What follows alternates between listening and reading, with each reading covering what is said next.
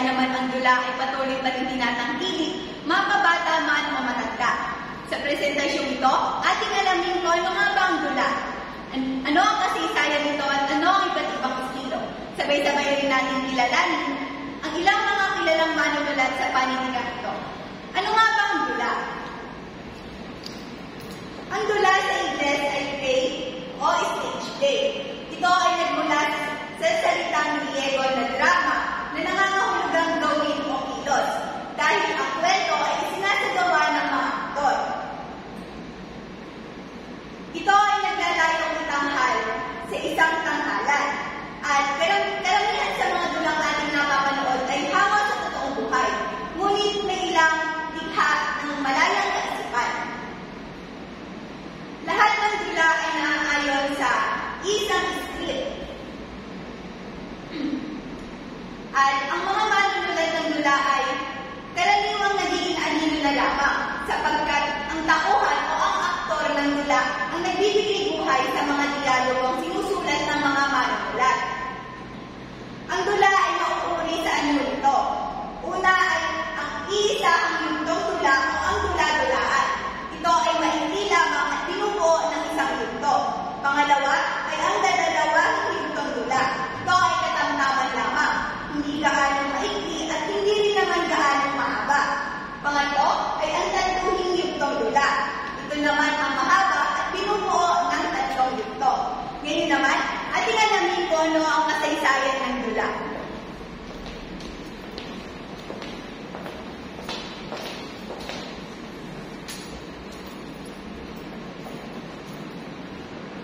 Ngayon naman, dumako tayo sa kasaysayan ng dula, ang panahon ng mga katutubo. Bago pa man dumating yung mga dayuhan, ay mayroon na tayong sarili panitika ng pagtatanghal. Ang kanilang mga dula ay bumula sa mga ritual ang pili na sayaw na nag-ugnayan sa kanilang paniniwala at tradisyon na pang-araw-araw na pamumuhay. Kadalasan itong ginaganap sa harapan ng buong pamamayan bilang bahagi ng isang pagdiriwa. Nandito naman yung mga halimbawa. Bibigyan ko ng mga halimbawa ng panahon ng mga katutubo sa kasaysayan. Halimbawa number 1 ay yung daling-daling. Ano nga po ba ang daling-daling? Ito ay isang sayaw na pananayaw mula sa mga Jolo, Sulu, kung saan pinapakita ng mga mananayaw ang kanilang pagsuyo sa pamamagitan ng malumanay na galaw. Halimbawa number 2 naman po is Donghaw. Isang tulangkat ng bital ng mga Ilocano na nililigtas sa piling ng bangkay ng mahal sa buhay. Bilang pagpapakayag ng lungkot at pagdadalamhati. Kaya naman, ay dumating po tayo sa panahon ng Kastila. Dumating ang mga Kastila sa bansang taglay ang 3GS. Dumating sila ng ang pangunahing layunin na ikala ng Krisyanismo. Maghanap ng ginto at upang lalong mamatog sa pamamagitan ng pagdaragdag ng kanilang nasasakop. Ang ibig sabihin naman po na ito is dumating daw yung mga Kastila sa Pilipinas dala ang kanilang layunin na palaganapin yung Krisyanismo at pagyamanin ang kanilang kolonyal dahil dito binabago nila ang anyo ng panitikan at dula sa bansa. Pinalitan nila ang mga katutubong dula ng mga dulang may kaugnayan sa relihiyon at pagmamahal ng pananampalataya. Ginagamit nila ang dulang ito bilang masangkapan upang maimpluwensyahan ang isipan ng mga Pilipino at ipakita ang kanilang kapangyarihan. Ngayon naman, bibigyan ako ng dalawang halimbawa ng panahon ng Kastila. Ito ay ang moro-moro o komedya. Isang dula na nagpapakita ng labanan sa pagitan ng mga Krisyanismo at Muslim, kung saan lagi na nagtatagumpay ang Krisyano. Layunin nito ipakita ang hindi umanong kataas-taasan, kapangyarihan ng mga relihiyon at kultura ng mga Kastila. At number 2 is Sinakulo. Ito naman ay isang dula na may naglalarawan ng buhay, pagpapakasakit at pagkamatay ni Jesucristo. Karaniwang itong ginaganap tuwing mahal na araw bilang bahagi ng tradisyong Katoliko. Ngayon naman, dumako tayo sa panahon ng Amerikano. Ibig sabihin nito, sakupin daw tayo ng mga Hapones ang Pilipinas noong ikalawang digmaan o pandaigdig, nagkaroon ng matinding pagbabago sa larangan ng panitikan ng dula. Pinagbabawal ang mga dulang may kaugnayan sa impluwensyang kanlurani, lalo na ang may paksang makabayan. Sa halip, tinatangkilik ng mga tao ng mas magana at masayang pagtatanghal, gaya ng musika, sayaw, at katawan upang pansamantalang makalimot ang hirap ng mga pananako. Halimbawa naman nito is yung legitimate place. Ibig sabihin nito, itong dulang sumusunod sa tradisyonal na anyo ng dula, gaya ng mga seryosong pagtatanghal na may lalim na mensahe tungkol sa kanilang lipunan. Number 2 naman is a legitimate place o stage show. Ito naman ay isang pagtatanghal na binubuo ng sayaw, musika at pagpapatawa na ginagawa upang libangin ang mga tao sa gitna ng digmaan. At dumatangan tayo sa panahon ng Hapon. Ibig sabihin nito, sa kasalukuyan ng panahon, malaki na ang kanilang pagbabago sa anyo at nilalang ng dula sa Pilipinas. Kasabay ng pag-unlad ng teknolohiya, lumawak na rin ang mga paraan ng pagtatanghal. Bukod sa tradisyonal na dulang pang-establado, mayroon na rin dula sa telebisyon, radyo at pelikula. Ang mga tema ay mas malaya na rin mula sa makasaysayan at religyoso hanggang sa mga contemporary issue ng lipunan. Ngayon, magbibigay ako ng dalawang halimbawa. Ang halimbawang una ay dulang pang-telebisyon. Ano nga ba ang dulang pang-telebisyon? Ay ang mga teleseryo o soap opera na may tuturing na makabagong anyo ng dula. Halimbawa dito yung mga Maria Clara at yung ang FPJ ng probinsya. No? Ngayon naman, lumapit na sa pangalawang halimbawa, ang dulang pang-pelikula. Ang mga pelikulang may dramatibong kwento na hango sa totoong buhay gaya ng mga Himala ni Nora Honor at isang halimbawa ng modernong dula ng mga pelikula. Ngayon, sa dula sa kasalukuyan naman is panahon na mas maunlad, marami na nagbabago at marami na tayong iba't ibang dula gaya ng panradyo at telebisyon at pelikula sa panahon nito. Ang mga dula ay tinatanghal sa mas malaming established at aktual na napapanood. Halimbawa ng mga teleserye gaya ng mga Maria Clara at yung FPJ, Provinciano at tapos yung mga bata. Ngayon ay dumako naman tayo sa estilo. Ito ay may pitong estilo. Una, komedya. Ito ay katawa-tawa, magaan sa loob ng screen ang tema at ang mga tauhan ay palagi ang tatagumpay sa wakas. Halimbawa dito ang Walang Sugat ni Severino Reyes. Bagamat may elemento ng pag-ibig at paghihirap, ang dulang ito ay may elemento din ng komedya na nagpapagaan sa mabigat na tema. Pangalawa, trahedya. Ang tema ay mabigat at nakakasama ng loob, nakakaiyak at nakakalunos, kaya ito ay nagwawakas ng karamihan. Halimbawa dito ang Romeo at Juliet ni William Shakespeare. Ito ay kwento ng isang pinata at dalaga na nagmamahalan, ngunit nahahadlangan ng alitan sa pagitan ng pamilya. Ito ay nauwi sa trahedya, kung saan mas mabuti pa nilang mamatay upang magkasama sa kabilang buhay kaysa mabuhay ng magkahiwalay. Ngayon naman ay tumako na tayo sa pangatlong estilo, na melodrama, dula na sadyang naninigan ng buha sa manunood na para bang wala na masayang bahagi ng buhay ng tauhan. Halimbawa na lang nito ang Himala ni Lili, na tumatalakay sa kwento ng isang babae na nagkaroon ng himala.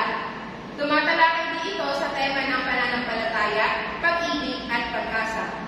Ang pang-apat naman ay tragikomedya. Ito ay pinaghalong katatawanan at kasawian. Mayroong tauhang katawa-tawa na nagsisilbing tagapagtawa, subalit sa huli ay nagiging malungkot na dahil nasawi ang mga bida. Halimbawa na lang nito ang Moro-Moro. Ito ay tradisyon ng dula ng Pilipino na nagkapagitan ng Kristiyano at Muslim. Ito ay may elementong trahedya at komedya. Ngayon naman ay dumako tayo sa sainete. Ang paksa sa sainete ay naghihinggit sa paglalahad ng kaugalian ng isang lahi o Halimbawa ng sainete ay ang pili ni Severino Reyes, na kung saan tinatalakay dito ang mga kaugalian at kultura ng mga Pilipino. Sumunod naman sa sainete ay ang parodya. Ang parodya ay mapanlutlo. Ginagaya ang mga kakantuang ayos, kilos, pagsasalita at pag-ugali ng mga tao bilang pamumuna o kaya pambabatikos na katawa-tawa ngunit nakakasakit ng damdamin ng pinasusulan. Halimbawa ng parodya ay ang Bubblegum at Pepito Manaloto. Kayo ba ay pamilyar sa mga palabas na ito? Tama! Ito ay mga palabas sa GMA kung saan ginagamit ang parodya bilang upang magpatawa sa mga sitwasyon sa buhay ng mga Pilipino at para na rin magbigay komento sa mga isyung panlipunan. At panghuling estilo ay ang proberya. Ang proberya ay isang dula na may pamagat na hango sa bukang bibig na salabikain. Ang kwento ay pinaiikot dito upang magsilbing huwaran ng tao sa kanyang buhay. Ang halimbawa ng proberyo ay Tanikalang Ginto ni Guatapal, na kinilala bilang isa sa pinakamahalagang bahagi ng panitikang Pilipino dahil na rin sa pagtalakay ito sa mga suliraning panglipunan at pampolitiko. Ngayon naman tayo ay dadako sa mga kilala o tanyag na manunulat ng dula sa Pilipinas. Una, si Severino Reyes, ipinanganak noong 1861 to 1942. Noong 1902, sinimulan niya na isulat at paunlarin ang dulang Tagalog. Itinampok niya ang Sarsuela bilang makabagong dulang Tagalog na namayani mula 1901. Ito ay may kakaibang lampasan ng mga maunang dula. Si Severino ay kilala sa mga kwento ni Lola Masha. So, si Severino ay nakatulong upang mapalakas ang dulang Pilipino. Kaya nalampasan nito ang mga naunang anyo ng dula sa ating bansa. Bilang kwento ng mga may akda na Lola Basyang, ito ay isang serye ng mga kwentong pambata. Ito ay nagsilbing kontribusyon niya sa pagpapayaman ng kultura ng panitikan sa ating bansa. Susunod naman ay si Hermahenes Ilagan, 1878. Isa sa pinakamasigasig na tagapagtaguyod ng Sarsuelang Pilipino. Tinatag na ang sangahang Ilagan na nagtanghal ng mga may Sarsuela sa iba't ibang lalawigan ng Luzon. Si Hermahenes Ilagan naman, ang kanyang mga kontribusyon sa ating bansa ay nakatulong din upang magpalaganap at magpasikat ng Sarsuela bilang isang mahalagang bahagi ng kulturang Pilipino. At ang susunod naman ay si Patricio Mariano.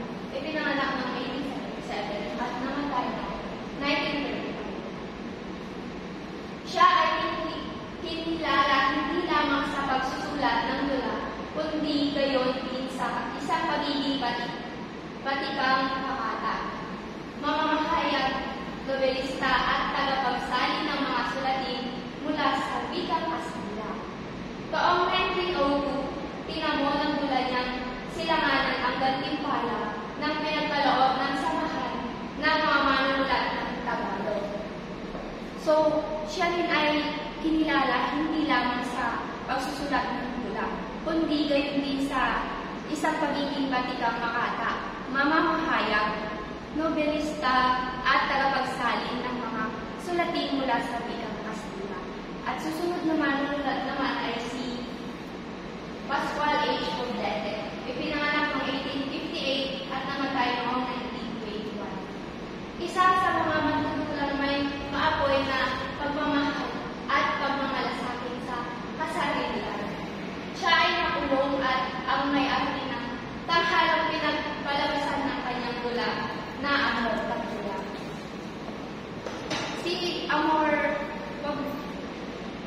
Si Pascual H. Poblete, isang manunulat siya ng kritiko at editor rin. Siya ay nagbigay halaga sa mga dula at pagsasalang wika sa Pilipinas. Kabilang sa kanyang mga obra ay ang mga pampolitikang dula. Bakit nga ba nakulong si Pascual Poblete? Si Pascual Poblete ay nakulong dahil sa kanyang aktibong pagsuporta sa mga kilusang nasyonalista laban sa mga Amerikano. noong panahon ng kolonisasyon. Isa siya sa mga naging bahagi ng kilusang pagpapalaya at nagbigay ng malakas na opinyon laban sa pamamahalang koloniya. Kaya siya ay inaresto ng mga otoridad. At ang Pangulo naman ay si Juan A. Abad, ipinanganak ng 1877 at namatay noong 1925. Isa siyang dramatista. Noong 1899, kasama si Emilio Reyes, itinatag niya ang pahayagang Republikang Tagalog. Itinatag din niya ang Dimasalang noong taon 1990 dahil sa lubhang pagmamahal sa bayan na pinamanubutan ni Dr. Ceres Ray Borbos.